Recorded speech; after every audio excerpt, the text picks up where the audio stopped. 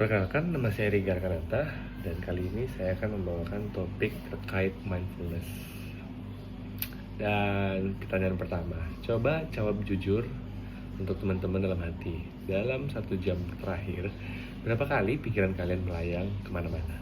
Mikir soal chat yang belum dibales, ataupun deadline besok, ataupun kejadian-kejadian beberapa minggu lalu. Padahal kalian sedang melakukan sesuatu, contohnya sedang mendengarkan video ini. Kalau itu sering terjadi, tenang, kalian tuh gak sendiri.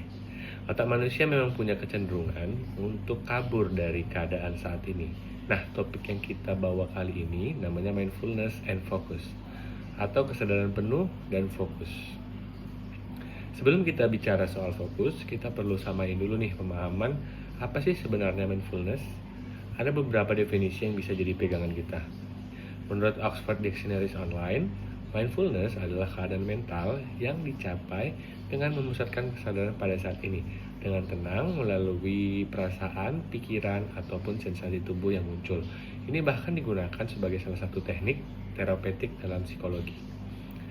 Dr. John Kabat-Zinn, tokoh yang membawa mindfulness ke dunia medis lewat program modernnya, Mindfulness Based Stress Reduction atau MBSR, mendefinisikan lebih sederhana, memperhatikan dengan cara tertentu, secara sengaja, pada saat ini, dan tanpa menghakimi. Definisinya lebih sederhana daripada Oxford tadi ya. Dan sementara itu, Baer di tahun 2023 menyebut mindfulness sebagai pengamatan yang tidak menghakimi terhadap aliran stimulus, baik dari dalam maupun luar diri kita yang terus-menerus muncul. Dan Scott Bishop bersama timnya mendefinisikan mindfulness sebagai kesadaran yang tidak elaboratif, tidak menghakimi, dan berpusat pada saat ini, di mana setiap pikiran, perasaan, dan sensasi yang muncul diakui dan diterima apa adanya, bukan dianalisis ataupun dinilai. Dari beberapa definisi tadi bisa kita lihat bahwa ada kata saat ini. Itu mungkin perlu digarisbawahi ya. Jadi kalau ditarik benang merahnya, itu bukan soal mengosongkan pikiran atau menolak apa yang sedang kita rasakan. Justru sebaliknya, ini soal hadir sepenuhnya pada saat ini, menyadari apa yang sedang terjadi di sekitar kita tanpa buru-buru menilai baik atau buruknya. John Kabat-Zinn dalam bukunya yaitu Full Catastrophe Living di tahun 1990 merumuskan 7 sikap dasar yang menjadi fondasi praktik mindfulness. Yuk kita bedah satu-satu. Yang pertama ada non-judging. Tidak menghakimi, kita mengamati pengalaman tanpa label ini bagus atau ini buruk. Seperti kita tahu banyak sekali sekarang fenomena yang terlalu cepat judge ya. Ini mungkin salah satu bentuk mindfulness-nya yaitu non-judging. Dan yang kedua ada patience atau sabar, membiarkan sesuatu berproses sesuai waktunya. Yang ketiga ada beginner's mind, yaitu pikiran pemula, melihat setiap momen seolah baru pertama kali tanpa asumsi yang lama. Trust, kepercayaan, terutama percaya pada diri sendiri dan perasaan kita. Non-striving, tidak kepayahan, tidak memaksakan diri untuk mencapai sesuatu, cukup hadir. Acceptance, penerimaan terhadap apa yang ada sebelum berusaha mengubahnya. Dan yang ketujuh dan terakhir, letting go, melepaskan tidak terus menggenggam sesuatu atau perasaan tertentu. Dan ketujuh sikap ini penting karena mindfulness pada dasarnya berbicara tentang masa lalu ataupun masa depan, tapi bukan dengan cara menetap di sana. Justru mindfulness mengajak kita menariknya kembali ke titik yaitu saat ini. Tapi poin yang sering disalahpahami, jadi garis bawah, fokus terhadap masa kini bukan berarti mengabaikan tujuan masa depan. Kita tetap boleh, bahkan perlu dan harus punya rencana dan target. Bedanya, ketika mengerjakan sesuatu sekarang, kita benar-benar mengerjakannya dengan utuh, bukan setengah hati sambil berada di tempat lain pikirannya. Lalu, apa untungnya buat kita melatih mindfulness? Menurut American Psychological Association atau APA, ada cukup banyak manfaat yang didukung riset, yaitu antara lain mengurangi kebiasaan pikiran bengong atau melayang kemana-mana, menurunkan stres dan tekanan, mengingatkan daya ingat, terutama memori kerja, meningkatkan fokus dan konsentrasi, mengurangi reaktivitas emosional, jadi nggak gampang tersulut emosi ya, sumbu pendek, menambah fleksibilitas kognitif, meningkatkan kepuasan dalam hubungan dengan orang lain. Selain itu, ada juga manfaat kesehatan fisik. yaitu meningkatkan imunitas tubuh, menambah kebugaran, mengurangi tekanan psikologis, sampai membantu pemrosesan informasi jadi lebih baik. Temuan ini juga sejalan dengan tinjauan akademik oleh Davis and Hayes di tahun 2011 yang merangkum berbagai penelitian psikoterapi dan menyimpulkan bahwa mindfulness secara konsisten berkaitan dengan penurunan rumination, yaitu kebiasaan memikirkan hal negatif berulang-ulang, sekaligus meningkatkan kejernihan mental dan kesejahteraan psikologis. Nah, dari semua manfaat itu, satu yang jadi fokus kita hari ini, yaitu fokus. Ya, fokus itu sendiri. Sekarang mari kita bongkar satu mitos besar, yaitu multitasking. Banyak dari kita yang bangga mengerjakan banyak hal sekaligus, seperti tugas sambil buka media sosial, dengerin musik, balas chat, dan gagasan konvensionalnya adalah fokus pada banyak tugas di waktu yang sama. Jadi kita mengerjakan berbagai macam tugas, tapi dalam satu waktu yang sama. Sering kita kerjakan pasti ya, tapi nyatanya itu nggak seperti itu. Yang sebenarnya yang terjadi, multitasking adalah otak kita berpindah-pindah cepat antara fokus satu dengan fokus yang lain satu persatu, bukan mengerjakan semuanya secara bersamaan. Setiap kali berpindah, ada biaya kognitif, yaitu sedikit waktu dan energi terbuang, yaitu ada sedikit loading screen antara setiap kegiatan untuk berkonsentrasi. Jadi alih-alih benar-benar produktif, multitasking justru membuat kita lebih merasa sibuk sendiri, tapi hasilnya dangkal di semua hal yang sedang kita kerjakan. Inilah kenapa melatih mindfulness, kemampuan untuk fokus pada saat ini, jadi keterampilan yang makin berharga pada dunia yang penuh dengan notifikasi dan distraction, terutama dari smartphone. Kalau fokus itu penting, kenapa susah sekali dilakukan? Setidaknya ada dua tantangan utama, yaitu yang pertama adalah menunda-nunda atau procrastinate. Ini menghalangi kita untuk benar-benar hadir mengerjakan tugas yang seharusnya dikerjakan sekarang.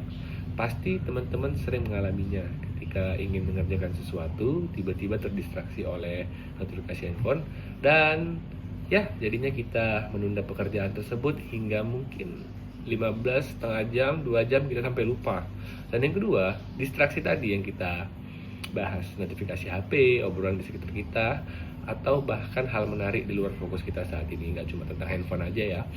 Dan keduanya sama-sama menjauhkan kita dari tujuan utama kita atau tugas yang sedang kita kerjakan pada saat ini. Fokus dan hadir penuh pada tugas yang sedang kita kerjakan. Lalu, bagaimana cara mengatasinya? Salah satu trik sederhana yaitu ubah cara kita membingkai sebuah pekerjaan. Daripada melihat tugas sebagai hal yang harus dilakukan, yang terasa berat dan memaksa, coba bingkai ulang hal-hal menarik yang bisa saya lakukan hari ini. Contoh konkretnya nih, buat 2 daftar. Daftar yang pertama berisi hal-hal yang sebenarnya ingin kita lakukan, misalnya baca berita, baca komik, nonton YouTube, main game, media sosial, ngobrol dengan teman, atau merencanakan liburan. Dan daftar kedua berisi pekerjaan-pekerjaan yang penting sebenarnya yang harus diselesaikan. Contoh tugas kuliah atau tugas di pekerjaan sehari-hari.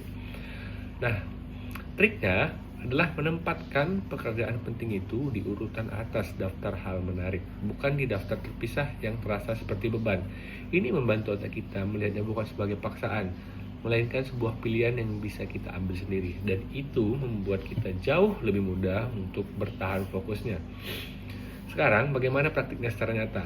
Salah satu latihan yang paling dasar dalam mindfulness adalah latihan kesadaran nafas. Nah, bisa dibilang sedikit meditasi ya. Dan alurnya seperti ini. Pikiran kita cenderung mengembara atau berkelana kemana-mana, memikirkan ini dan itu. Ketika kita sadar bahwa pikiran kita sedang mengembara, kita punya satu titik untuk kembali, yaitu bernafas. Dengan sadar, merasakan tarikan dan tiap hembusan nafas tanpa memikirkan apapun. Kita menarik kesadaran kembali ke saat ini. Yang penting untuk disadari, usaha untuk kembali ke kesadaran saat ini memerlukan latihan ulang-ulang, bukan sekali coba langsung berhasil. Pikiran kita akan terus mengembara, itu wajar, dan setiap kali kita menyadari, lalu menariknya kembali, itu sebenarnya adalah bentuk latihan itu sendiri. Semakin sering diulang, maka otak akan semakin terbiasa untuk mengembalikan fokusnya. Selain menahan nafas atau latihan nafas, satu hal lain yang perlu untuk mendukung fokus adalah berpikir positif. bukan berarti mengabaikan masalah ya, tapi memilih untuk tidak terjebak dalam pikiran negatif yang berulang-ulang. Karena hal itu justru menguras energi kita, energi kognitif kita yang seharusnya dipakai untuk fokus pada tugas, namun digunakan untuk memikirkan hal-hal yang negatif. Dan sebelum kita tutup, ada satu kalimat sederhana yang sering dipakai untuk merangkum topik kali ini, yaitu jangan jadi mindful. Benak yang penuh sesak oleh pikiran berseliweran, jadilah mindful. Beda ya, mindful dengan mindful. Penuh perhatian pada satu hal di satu waktu, yang kita maksud dengan mindful tadi. Dan perbedaan satu huruf dan spasi ini sebenarnya mewakili perbedaan besar antara pikiran yang penuh, sesak, berantakan dengan pikiran yang tenang dan hadir sepenuhnya untuk saat ini. Dan jadi mari kita rangkum apa yang sudah kita pelajari hari ini. Mindfulness adalah kesadaran penuh terhadap saat ini, tanpa menghakimi apa yang kita rasakan atau kita pikirkan. Ini dibangun atas sikap-sikap seperti tidak menghakimi, sabar, dan menerima. Fokus pada masa saat ini bukan berarti kita mengabaikan masa depan, tapi justru sebaliknya. Kita mengerjakan langkah-langkah menuju masa depan itu dengan lebih utuh, dengan memikirkan hal yang sekarang kita kerjakan. Manfaatnya itu cukup nyata, yaitu dari menurunnya perasaan stres, meningkatkan daya ingat, sampai memperkuat fokus dan kestabilan emosi. Dan multitasking, seindah apapun kedengarannya, seindah apapun hasilnya, sebenarnya bukan cara kerja otak yang efektif. Fokus satu persatu jauh lebih powerful dibandingkan dengan multitasking yang selama ini kita anggap lebih oke. Yang terpenting, fokus dan mindfulness adalah keterampilan yang dilatih, bukan bakat bawaan. Semakin sering kita menyadari saat pikiran mengembara atau melayang kemana-mana dan menariknya kembali, entah lewat nafas atau membingkai ulang pekerjaan atau lewat berpikir positif, semakin kuat otot fokus-fokus kita. Jadi mulai dari sekarang, alih-alih mindful atau mindful penuh pikiran ya, yuk kita coba lebih mindful. Satu langkah, satu nafas, satu fokus, satu waktu. Nah, mungkin terutama bisa kita terapkan dari hal-hal yang lebih mudah seperti mindful eating. Nah, pasti teman-teman pada banyak dengar ya terkait mindful eating. Kita kan sering makan nih sambil ditemani video ataupun sambil scrolling medsos, dan itu salah satu bentuk tidak mindful ya. Jadi mungkin bisa dimulai dari mindful eating. Makan sepenuhnya kita fokus pada makanan kita, bukan pada hal lain, bukan pada gadget ataupun hal-hal lain yang mengganggu fokus makan kita. Dan terima kasih kepada seluruh teman-teman yang sudah menyimak, dan kita mungkin akan kembali ke video berikutnya. Dan sebagai referensi, yaitu ada beberapa kutipan yang bisa saya ambil, yaitu dari American Psychological Association di tahun 2012 yang judulnya What are the Benefits of Mindfulness? Monitor on Psychology. Selanjutnya dari Bayer R.A. yang judulnya Mindfulness Training as a Clinical Intervention, a Conceptual and Empirical Review, Clinical Psychology, Science and Practice. Dan selanjutnya dari Bishop S.R. Lau, M. Shapiro, S. Carlson, dengan judul Mindfulness, a Proposed Operational Definition, Clinical Psychology, Science and Practice.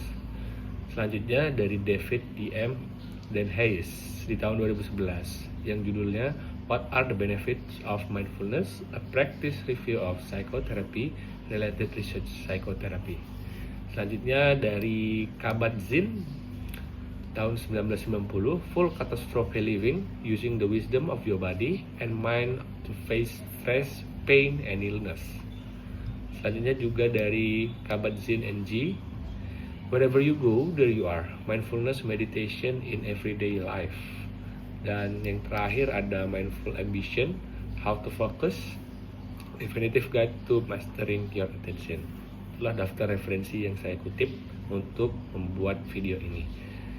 Dengan demikian saya ucapkan terima kasih.